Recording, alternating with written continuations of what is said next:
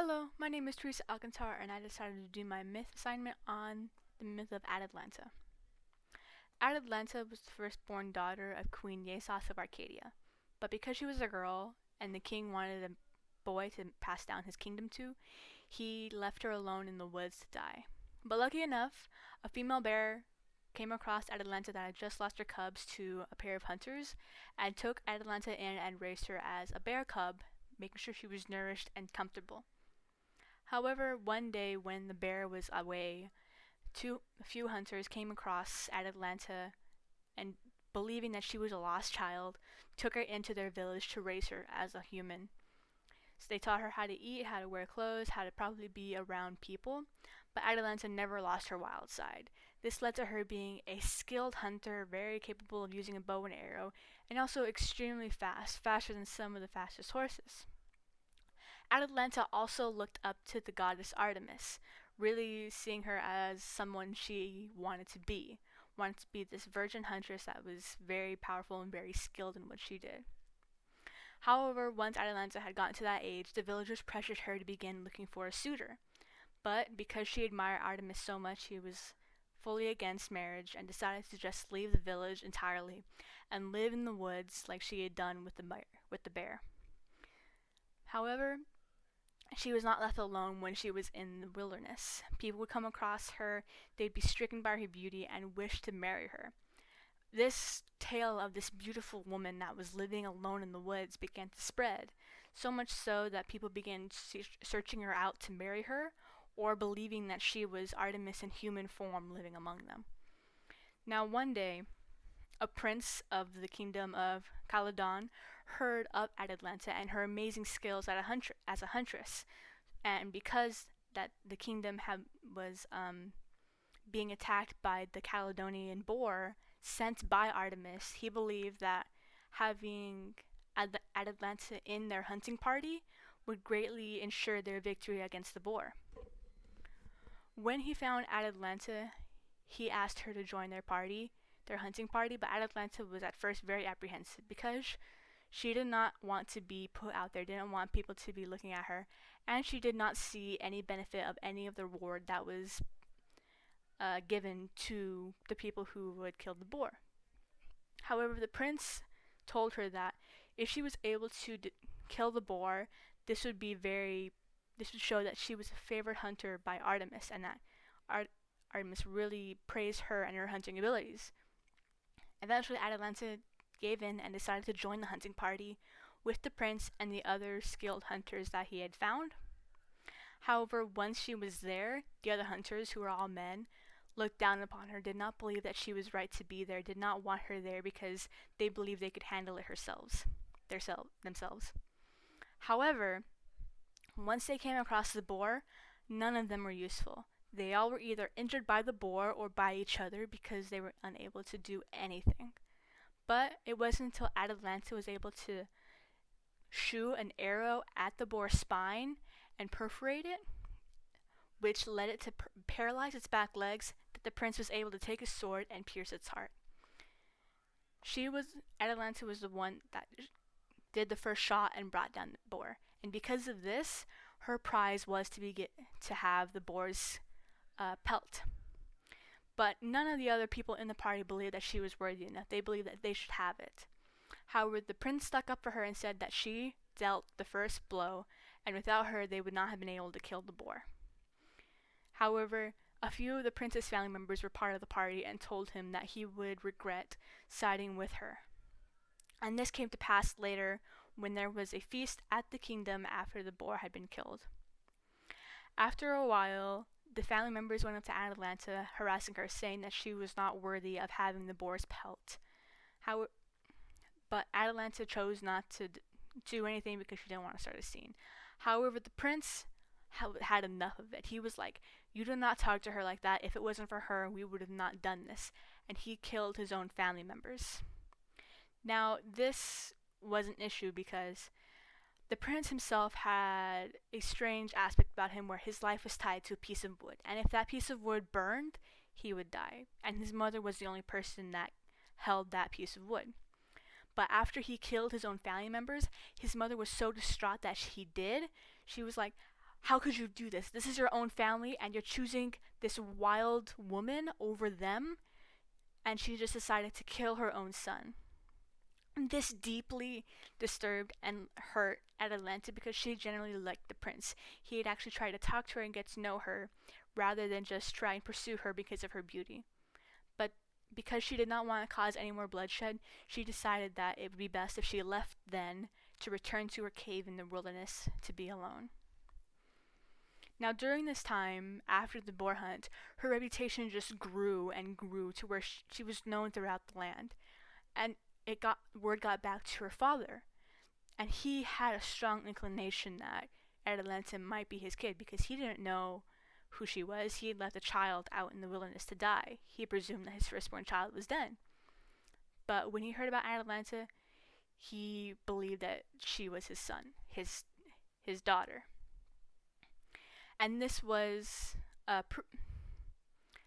corroborated by an oracle telling him that yes, Atalanta was his daughter and that eventually she would return to him.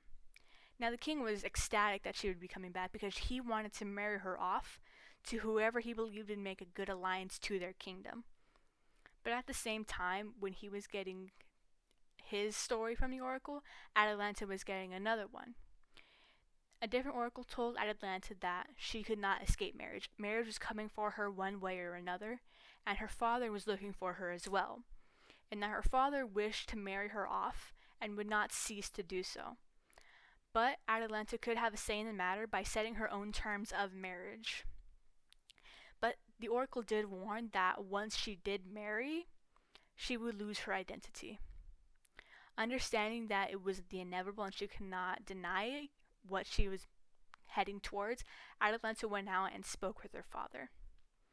When she and her father met face to face, she told him that she understood that he wanted to marry her off, but said that she would only be married to whoever could beat her at a foot race. Any suitor who wanted to marry her would have to participate in a foot race with her. Now, the conditions were that anyone who participates would get a 20-pace head start, would have to take only one lap around a track, but if she had caught up to them, she would kill them. Now, this entire situation weeded out some suitors. Some suitors believed that no woman was worth wasting their lives and were offended by the idea of having to race a woman for her own hand.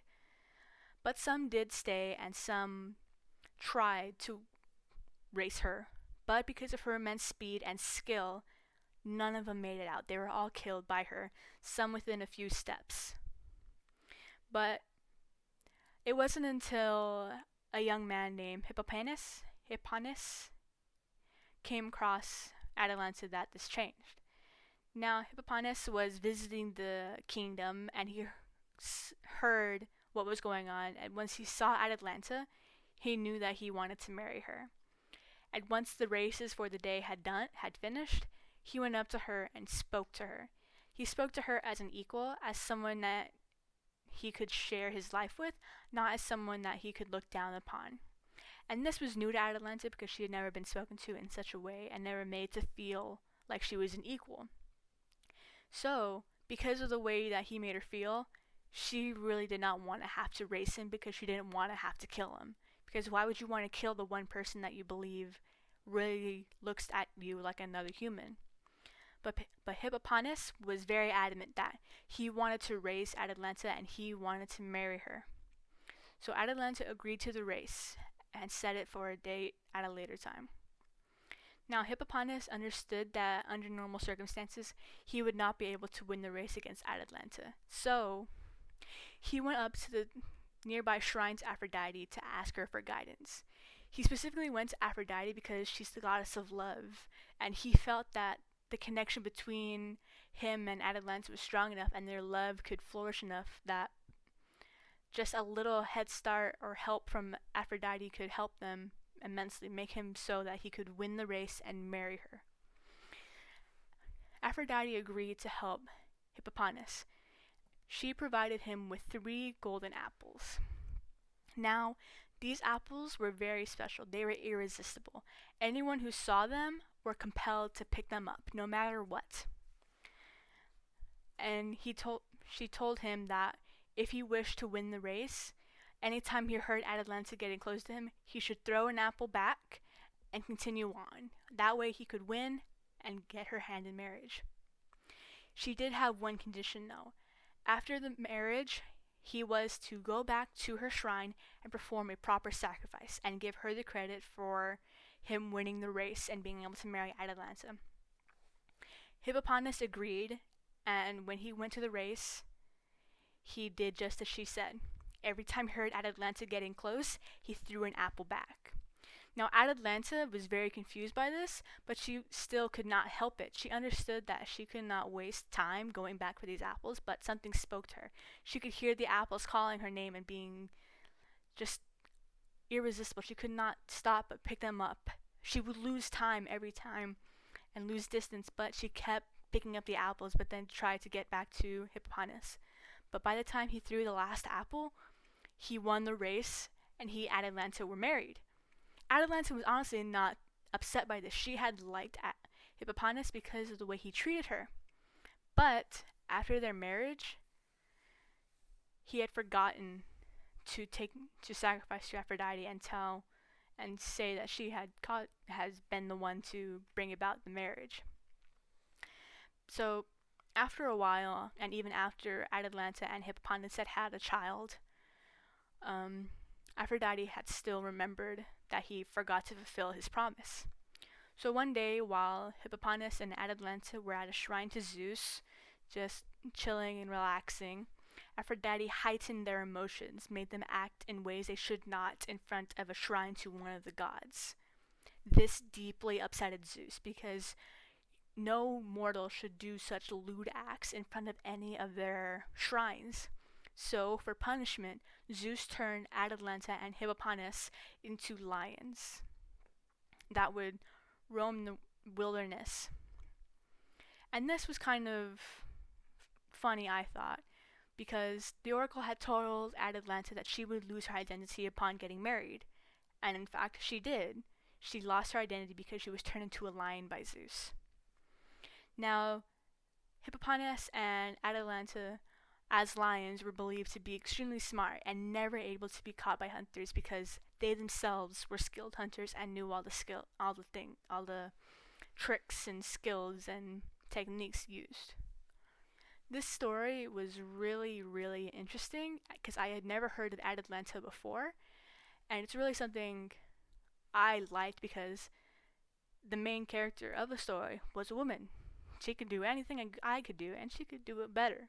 So, But that was my myth assignment. I really enjoyed this story, and I think it's something that more people need to hear because it's not a very well told story, and not many people know the name Atalanta. Thank you.